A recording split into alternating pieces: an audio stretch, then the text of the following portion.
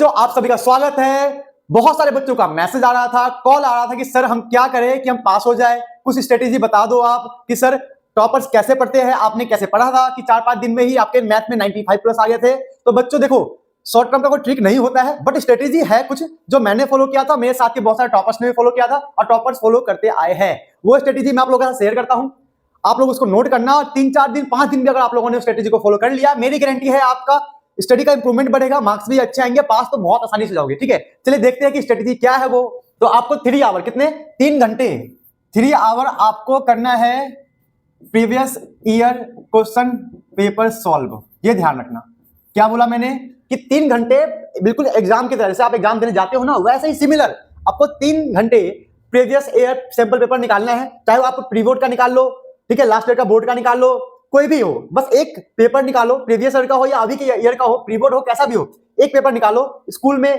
जैसे आपने किया था ना, उसी तरीके से आपको 3 घंटे का टाइम लगाना है मोबाइल के अंदर और उस पेपर को सॉल्व करना है। मैंने क्या बोला, 3 घंटे आपको प्रीवियस ईयर पेपर सॉल्व करना है। जितने भी टॉपर्स होते हैं, इंटेलिजेंट स्टूडेंट्स होते हैं, वो इसी मेथड को फॉलो करते हैं। अब क्या करना है, उसके बाद पेपर सॉल्व हो चुका है, अब आपको 1 आवर का लेना है ब्रेक, ताकि आपका मन शांत हो जाए। अगर थक गए हो, क्योंकि एग्जाम के बाद बच्चे थक जाते हैं, सिमिलर यहाँ पे कुछ ऐसा होगा, तो आपको 1 आवर का लेना है ब्रेक। फिर ब्रेक लेने के बाद क्या करना है आपको 2 आवर, कितने आवर 2 आवर इस पेपर को चेक करना है। जो अभी आपने यहाँ पे किया था ना, इसको करना है चेक खुद से, प्रॉपर एक बार स्टेप बाय स्टेप चेक करना है। आपको खुद आइडिया मिल जाएगा, हाँ यार ये छोटी मोटी गलती करता हूं मैं, पेपर चेक करते समय टीचर्स क्या सोचते होंगे मेरे बारे में, तो दिमाग में आएगा कि भाई साहब कि मैंने कितनी सारी सिली मिस्टेक्स की है। अब वही मिस्टेक आपको समझना है, तो पेपर को चेक करना है, प्लस जो भी आपके मिस्टेक हुए थे इसके अंदर, जो भी आपके क्या हुए थे मिस्टेक है, मतलब जो डाउट्स आए थे, मिस्टेक हुए थे, आपने कुछ क्वेश्चन छोड़ा होगा ना, उन वैसे क्वेश्चंस करने हैं आपको। 4 to 5 क्वेश्चंस करने हैं, कहीं से भी कर लो, गूगल से कर लो, यूट्यूब से कर लो, एनसीईआरटी से कर लो। तो मेरे कहने का मतलब है,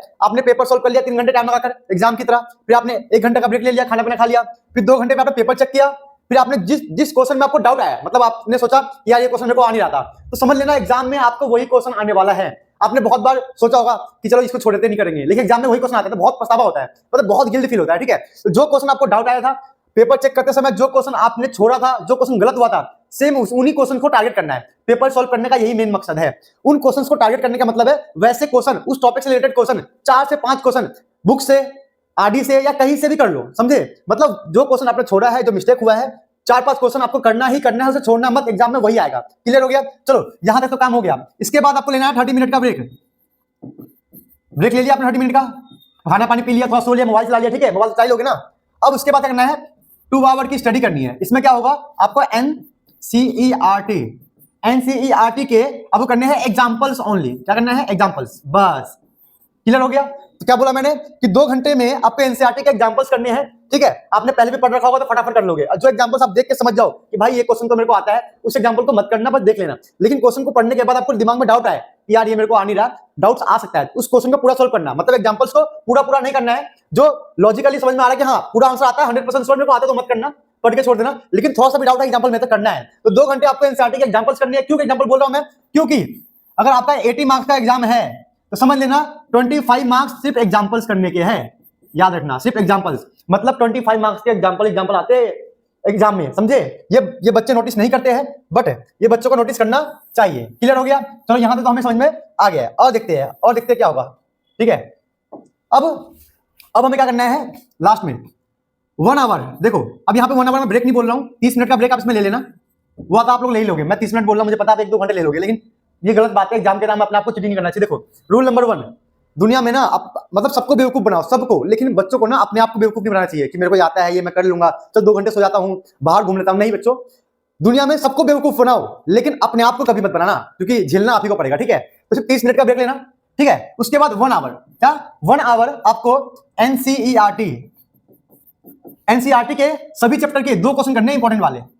देखो 1 घंटे में कितना कर लेंगे, सिंपल है। मान लो कि हमारे पास 13 चैप्टर है, मान लेते हैं कि 13 चैप्टर है। ठीक है, 12th में 13 है और 11th में 14-15 है। ठीक है, एनसीईआरटी के 2 क्वेश्चन करने बस इंपॉर्टेंट वाले, लेकिन 3 मार्क्स वाले, 5 मार्क्स वाले, जो आप लोगों को आइडिया होगा भाई ये करना चाहिए, ये करना चाहिए। ठीक है, 13 चैप्टर है तो आपको 26 क्वेश्चन करना पड़ेगा।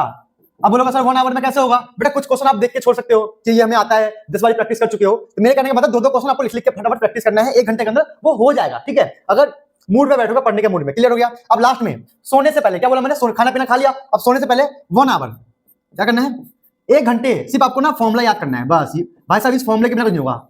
फॉर्मूला याद करना है, कुछ नोट्स रिवाइज करने हैं, ठीक है। मैंने आज ही कल रात को मैं 11 से लेकर 2 बजे तक, रात में 2 बजे तक मैंने वो रिवीजन सीरीज वीडियो बनाया था, जिसमें फॉर्मूला कुछ पॉइंट्स मैंने रिवाइज करवाया था, पूरा सभी चैप्टर का 11th क्लास का। वो वीडियो आप लोग देखना, समझ में आएगा कि यहाँ पे क्या कर सकते हो, ठीक है। आप लोग उसी तरीके से रिवाइज कर सकते हो, नोट्स बना सकते हो। बस मुझे इतना बताना है कि भाई टॉपर्स कुछ अलग नहीं करते हैं, वो कुछ स्ट्रेटेजीज को फॉलो करते हैं, जो स्ट्रेटेजी मैंने आप लोगों के साथ शेयर कर दिया है। बस आपको करना क्या है, इस स्ट्रेटेजी को एज ए टाइम टेबल मान लो या डिसिप्लिन मान लो, लिख कर अपने जहां पे पढ़ते हो ना, टेबल के पास, किचन में, कहीं भी जहां भी आप रहते हो मैक्सिमम टाइम में, घर में, टीवी के पास, इसे लिख कर चिपका दो।